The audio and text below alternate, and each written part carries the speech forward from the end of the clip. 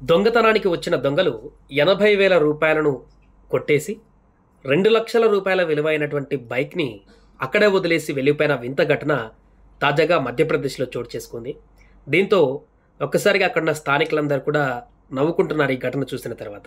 80,000 దొంగతనానికి వచ్చి 2,00,000 బైక్‌ని అక్కడ వదిలేసి వెళ్ళేటువంటి పరిస్థితి ఆ దొంగలకు ఏర్పడింది. దీంతో ఈ వార్త వైరల్‌గా మారింది. మధ్యప్రదేశ్‌లో ఉన్నటువంటి భోపాల్‌లోని అయోధ్య నగర్‌లో జరిగింది ఈ ఘటన.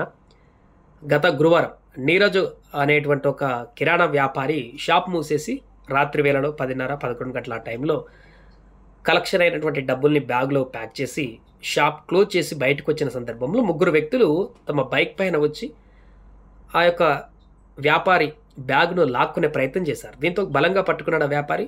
ఈ పెనుగులాటలో బైక్ కింద పడిపోయింది. ముగ్గురు కూడా ఆ బ్యాగ్ లాక్కునే ప్రయత్నంలో కొంత అటు ఇటు అయినా బ్యాగ్ లాగేసుకున్నారు.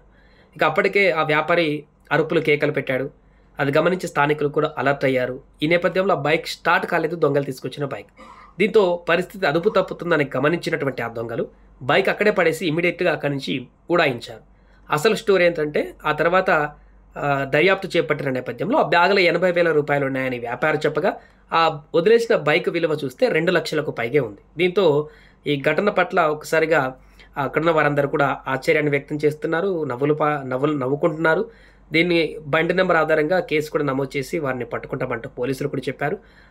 ఒకవేళ ఇప్పుడు డబ్బులు పోయినా కూడా బైక్ ద్వారానైనా తనకు భర్తీ అయ్యేటువంటి అవకాశం ఉందనేటువంటి ఆలోచన కూడా వ్యాపారికి ఉంది కాబట్టి ఏం జరుగుతుంది కేసులు అనేది చూడాలి.